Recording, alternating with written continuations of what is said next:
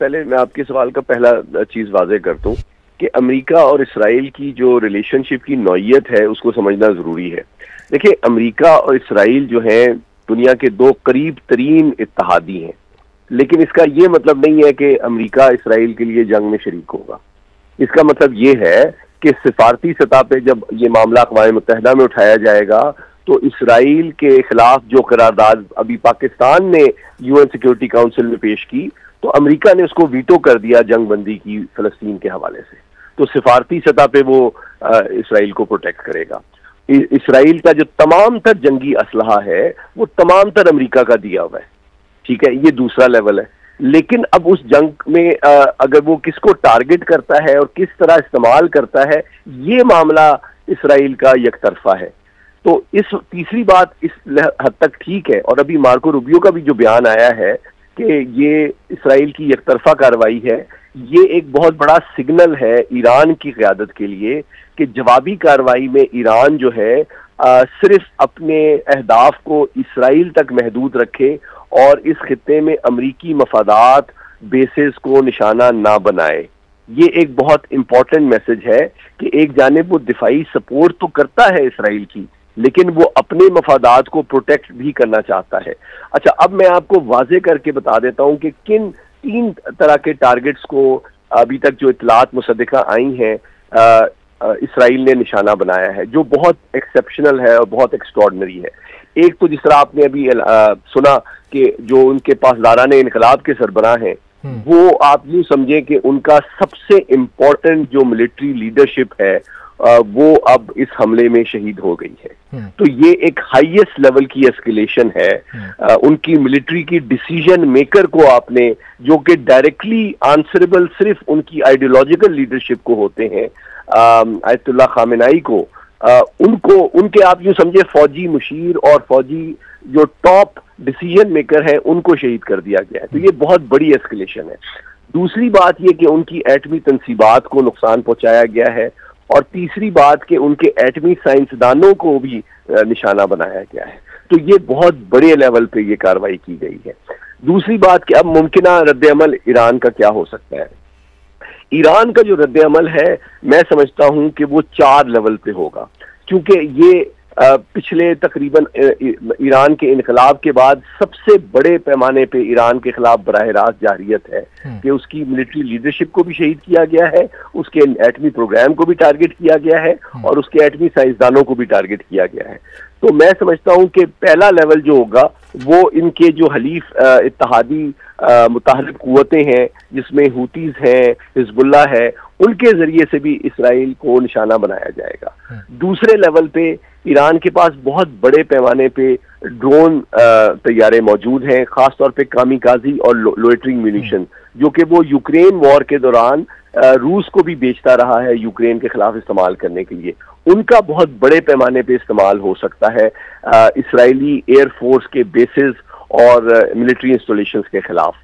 और तीसरे लेवल पे जो अभी इतलात आ रही है कि उन्होंने एक 2 टन का जो वॉरहेड ले जाने वाला की सलाहियत रखने वाला बैलिस्टिक मिसाइल है उसका भी तजुर्बा किया है। तो उनके पास हाइपरसोनिक क्रूज मिसाइल और बैलिस्टिक मिसाइल्स भी मौजूद हैं,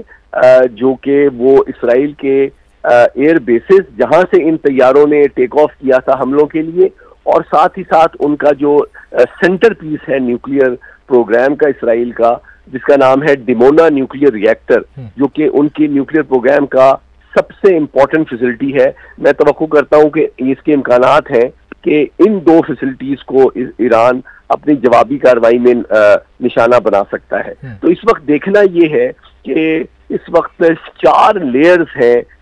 इसराइल की मिसाइल डिफेंस सिस्टम की। आउटर लेयर जो है वो अमेरिका का provided third air defence system है। दूसरी लेयर जो है वो आयरन डोम है। तीसरी लेयर जो है वो डेविड स्लिंग है, और चौथी लेयर जो है वो बाराक 8 है। तो अब देखना यह है कि क्या इस ईरान के जो जवाबी कार्रवाई की शिद्दत और नौयत है वो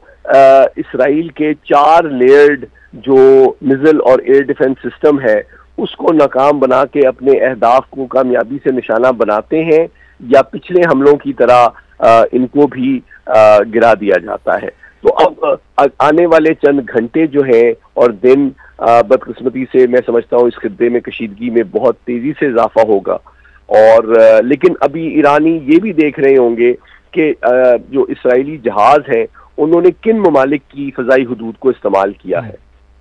क्योंकि आपको याद होगा कि ईरान ने पहले वार्न किया था जब पिछली दफा भी इनकी इसराइल से कशीदगी हुई थी कि जिन ममालिक की फ़ज़ाई हुदूद इन हमलों में, क्योंकि आप जानते हैं कि हज़ारों मील का फासला है इसराइल और ईरान के दरमियान, अगर जिन ममालिक की फ़ज़ाई हुदूद इस्तेमाल की जाएगी वो भी उनको भी ईरान जो है इस हमले में एक तरह से पार्टनर या शरीक समझेगा। तो ये मुमकिन है कि ईरान जो है उन ममालिक के खिलाफ भी अलामती सतह पे कोई ऐसी कार्रवाई करे जो कि उनको फ्यूचर में इसराइल की जानिब से उनकी फ़ज़ाई हुदूद को इस्तेमाल से बाज रखने पर मजबूर करे। लेकिन बहरहाल जो अमरीकी वज़ीर ख़ारजा का बयान है जिससे ये साबित होता है कि अमेरिका पूरी कोशिश कर रहा है कि इस कार्रवाई की पूरी जिम्मेदारी एक तरफा तौर पे इसराइल पे डाली जाए। इसका मकसद ये है कि वो एक सिग्नल दे रहे हैं, बड़ा इंपॉर्टेंट स्ट्रेटेजिक सिग्नल ईरान को, कि आप अपनी जवाबी कार्रवाई का दायरा जो है, अहदाफ का चुनाव जो है वो इसराइल तक महदूद रखें और अमरीकी अहदाफ, मफादात, बेसिस और एनर्जी इंटरेस्ट को टारगेट करने से बाज रहें। सर, अगर हम तारीख देखें तो इसराइल की तारीख हमेशा ये रही है ईरान के ख़िलाफ़ कि ईरान के अंदर घुस के और जो अहम लोग हैं उनको टारगेट करता है। इसकी जो रीसेंट, या अगर रीसेंट नहीं, लास्ट ईयर हम एग्जांपल देखते हैं तो वो हमास के रहनुमा जो कि पॉलिटिकल लीडर भी रहे हैं फ़लस्तीन के, उनको तेहरान में शहीद किया गया था, जिसके बाद रिटेलिएट किया गया था ईरान की जानिब से इसराइल पर और शदीद नुकसान पहुँचा था। क्या हम ईरान की रिटेलिएटरी स्ट्राइक में ये देख सकते हैं कि इसराइल के किसी बंदे को या किसी शख्सियत को टारगेट किया जा सकता है? देखिए, मैं अब तकरीबन 50 साल से ईरान के एटमी प्रोग्राम को स्टडी कर रहा हूँ एज अ सब्जेक्ट एक्सपर्ट। तो पहले तो मैं आपको 3 चीजें बताना चाहूंगा जो आपके ऑडियंस के लिए बड़ी दिलचस्प होंगी। कि जब शाह ऑफ ईरान का दौर था 1970 के अवाइल में, तो अमेरिका ने 24 एटमी रिएक्टर ईरान को ऑफर किए थे एटमी प्रोग्राम के आगे बढ़ाने के लिए। लेकिन जब चूंकि ईरान को अमेरिका का करीब तरीन हलीफ और इत्तेहादी समझा जाता था, लेकिन जब वहां पे इनकलाब आया 1979 का, तो ये तमाम पाबंदियां लग गई और उनके एटमी प्रोग्राम पे दबाव बढ़ना शुरू हो गया। अच्छा, ये बताना इसलिए जरूरी है कि आप इसराइल और अमेरिका के असल मकासद और अहदाफ को सही तौर पे जांच लें। उनका असल मकसद एटमी प्रोग्राम से ज्यादा उनकी सियासी क़यादत या रिजीम चेंज उनका असल मकसद है।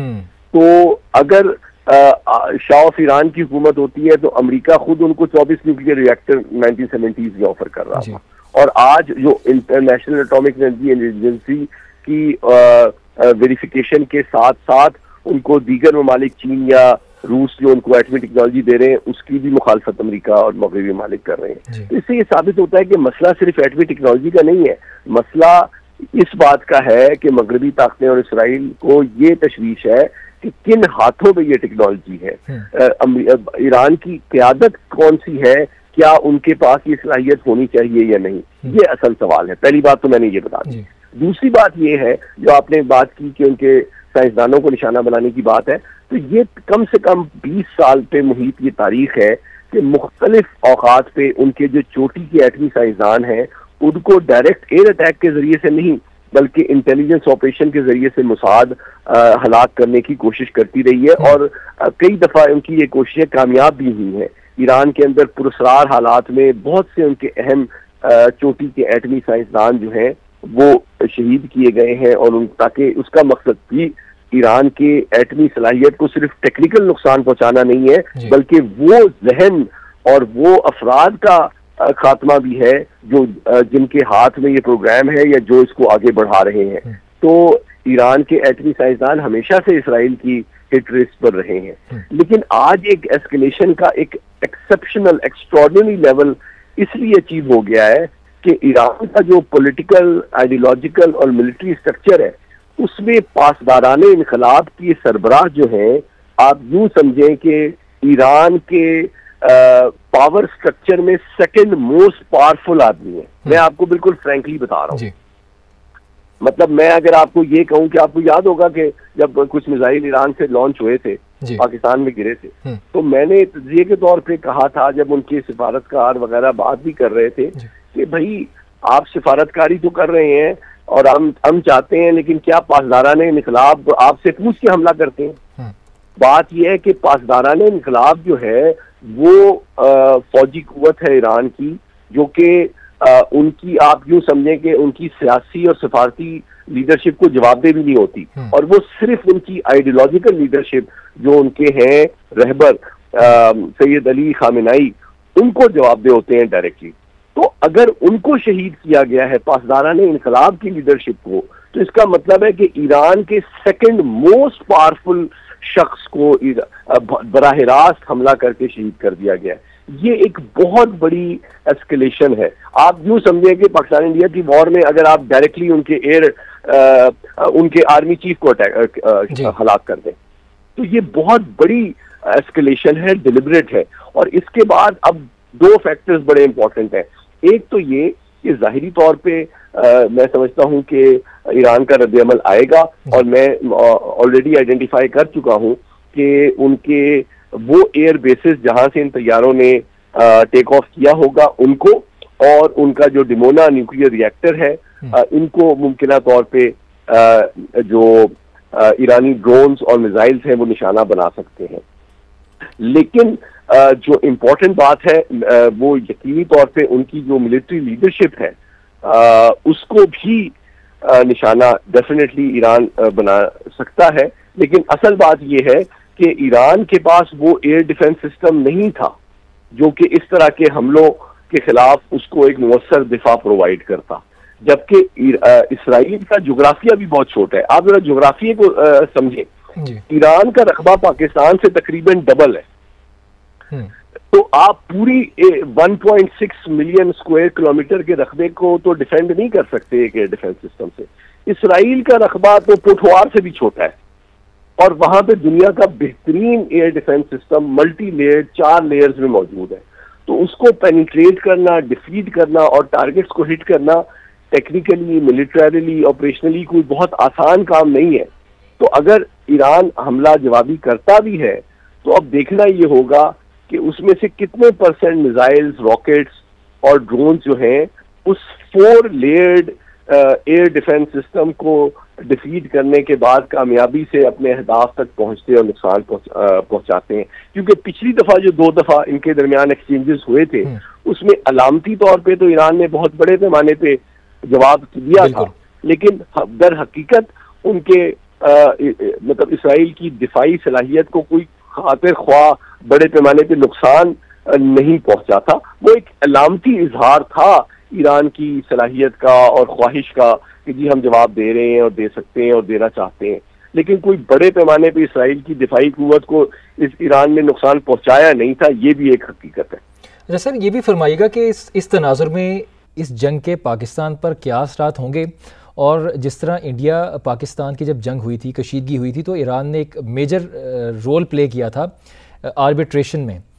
तो क्या पाकिस्तान किसी किस्म का रोल प्ले कर सकता है, किसी तरह हेल्प आउट कर सकता है कशीदगी कम करने में? बहुत अहम सवाल किया आपने। देखिए, जब अभी तकरीबन 1.5 घंटे से ये खबर आई है, तो इस 1.5 घंटे के दौरान आपका जो असर है इस इसराइली हमले का, वो पूरी दुनिया पे ऑलरेडी इस तरह पड़ गया है कि पूरी दुनिया की ऑयल प्राइसेस 8 से 9% बढ़ गई। तो इसका क्या मतलब है? अब आपने चूंकि पाकिस्तान का पूछा है, तो इसका मतलब है पूरी दुनिया में तेल जो है 8 से 9% महंगा हो गया। इसका मतलब है कि अगर पाकिस्तान $12 अरब का तेल इंपोर्ट करता है, तो पिछले 1.5 घंटे में हमारा ऑयल इंपोर्ट बिल $1 बिलियन बढ़ गया है। पिछले 1 घंटे में हमारा बैलेंस ऑफ ट्रेड $1 बिलियन से मजीद खराब हो गया है। और आप 2 हफ्ते बाद जब पेट्रोल डलवाने जाएंगे, तो अभी अगर आपको 250 रुपए का पेट्रोल मिल रहा है, तो मुमकिन है कि 2 हफ्ते बाद आपको 300 रुपए का मिले। तो हर पाकिस्तानी और दुनिया के हर शहरी की जो परचेजिंग प्राइस है वो बढ़ गई है और उसकी अफोर्डेबिलिटी कम हो गई है। तो बुनियादी तौर पे मशरिक वुस्ता चूंकि दुनिया की तवानाई का मरकज है, तो इसके असरात से तो पूरी दुनिया बशमूल पाकिस्तान महफूज नहीं रह सकती है। अच्छा, ये वो मामला है जो कि आलमी ताकतों को बसा औकात मशरिक वस्ता की कशीदगी में कमी लाने की सिफारती कोशिशें करने पे मजबूर भी करता है। दूसरा मामला ईरान की तेल की प्रोडक्शन के साथ साथ उसकी लोकेशन भी है। अगर वो ये कैलकुलेट करे कि जनाब जिन ममालिक की फजाई हदूद इस हमले में इस्तेमाल की गई है, उन ममालिक के खिलाफ ईरान की जवाबी कार्रवाई ये हो कि जनाब उनके जो तेल बरदार जहाज हैं उनको मैं गल्फ ऑफ हरमज मैं उनके लिए बंद कर रहा हूं, तो ये एक बहुत मेजर एस्केलेशन होगी जो कि डायरेक्ट मिलिट्री नहीं होगी, लेकिन उन ममालिक जिनकी फजाई हदूद अगर इसराइल की फजाइया ने इस्तेमाल की है, उन ममालिक के ऑयल टैंकर्स को ईरान बैन कर दे कि जी हमने यहाँ से इन ममालिक के फ्लैग कैरिंग जो ऑयल टैंकर्स हैं वो गल्फ ऑफ हरमज को इस्तेमाल नहीं करें, तो ये एक बहुत बड़ी एस्केलेशन होगी जिसका असर पूरी दुनिया के आलमी तेल की मंडी पे पड़ सकता है। और ईरान इस तरह की ख्वाहिश और इस तरह का सिग्नल और इस तरह की जंगी मशकों में इस तरह के सिग्नल्स देता रहा है कि ये भी उसके पास एक ऑप्शन है कि जनाब हम जो गल्फ ऑफ हरमज है उनको बाज ममालिक के लिए वो बंद कर सकता है, और उन ममालिक के लिए जिनकी फजाई हदूद इस्तेमाल की गई है इस ईरान पे हमले के लिए, उनके ऊपर माशी और एनर्जी एक्सपोर्ट्स के हवाले से एक बड़ी भारी कीमत भारी कीमत अदा करनी पड़ेगी। सैयद मोहम्मद अली साहब, आप हमारे साथ मौजूद रहिएगा। मंसूर जाफ़र साहब तजियाकार हैं, उन्होंने हमें ज्वाइन किया। सर आपका भी बेहद शुक्रिया। सर फरमाइएगा, एक मरतबा फिर इसराइल की जानिब से ईरान पर हमला कर दिया गया है और किस तरह से आप इस सारे मामले को देखते हैं, क्या कमेंट करेंगे? जी यकीनन जी, एक बहुत बड़ी एस्केलेशन है और ख़ास तौर पे एक ऐसे वक्त में कि जब ईरान के साथ जो है वो मुज़ाकरात का दौर डाला गया था और उसमें खुद अमेरिकी सदर डोनाल्ड ट्रंप जो है वो काफ़ी दिलचस्पी लेकर जो है वो शरीक भी थे और उसकी सरपरस्ती भी कर रहे थे। और अभी जो इतवार को होने वाला, मैं समझता हूँ जो मस्कत में छठा इजलास है इस ज़मन में, वो इसी इशू को एड्रेस करने के लिए था कि जिसमें जो ईरान में जो खासतौर पर यूरेनियम आफसूदगी और उसको इन द लॉन्ग रन एक जौहरी बम की शक्ल में इस्तेमाल करने के लिए जो बातें थी, उसको कंटेन करने के लिए जो पॉलिसी बन रही थी, अब मैं समझता हूँ वो तमाम का तमाम चैप्टर जो है वो हमें क्लोज दिखाई दे रहा है, क्योंकि इस पूरे मामले इस इसराइली हमले के नतीजे में ये बात वाज़ेह हो चुकी है कि इसराइल और अमेरिका खित्ते में किसी किस्म का कोई अमन नहीं देखना चाहते। वो इस खित्ते को हमेशा आग का अलाव जो है वो बनाए रखना चाहते हैं और इसी के नतीजे में समझ वो अपनी मईशत और अपनी जो सियासी जो धाक है दुनिया पर, सियासी और अस्करी धाक है वो दुनिया पर बैठाना चाहते हैं। तो मैं समझता हूँ इंतहाई चीप किस्म के मकासद जो है उसके लिए दुनिया का अमन जो है वह ताराज किया जा रहा है। पिछले 20 माह से इसी नौयत की लश्करकशी जो है उसने गजा को खंडर का ढेर बना रखा है और अब जो है वो ईरान जैसा मुल्क जो है जिस पर तकरीबन पिछले कई दहाइयों से जो है अमेरिका और दीगर यूरोपीय ममालिक ने मिलकर जो है वो पाबंदियां आयद कर रखी हैं, उन्हीं पाबंदियों के जलाव में मैं समझता हूँ ईरान सर्वाइव करता चला आया है और ख़ासतौर पे अपना जौहरी प्रोग्राम जो है उसको बहुत ही जिसे कहना चाहिए नपे तुले अंदाज में जो है वो कैरी करता रहा है। और अब इस वक्त अमेरिका और इसराइल की आंख में वो एक कांटे की तरह खटक रहा है और उसको तबाह और बर्बाद करने के हवाले से इस वक्त अमेरिका की मैं समझता हूँ बराह रास्त निगरानी में, चाहे रोबी साहब जितना मर्जी इसके लिए तरजबी बयान करें, उनकी बराह रास्त निगरानी में ये हमला जो है वो किया गया है और इससे खिता एक बहुत बड़ी जंग जो है उसके बहाने पर आ खड़ा हुआ है और उसके सिर्फ और सिर्फ अस्करी और स्ट्रेटेजिक नौयत के फॉल आउट नहीं होंगे, उसके दुनिया की मईशत पर और ख़ासतौर पे ये ममालिक जो इस वक्त अपनी वॉर इंडस्ट्री को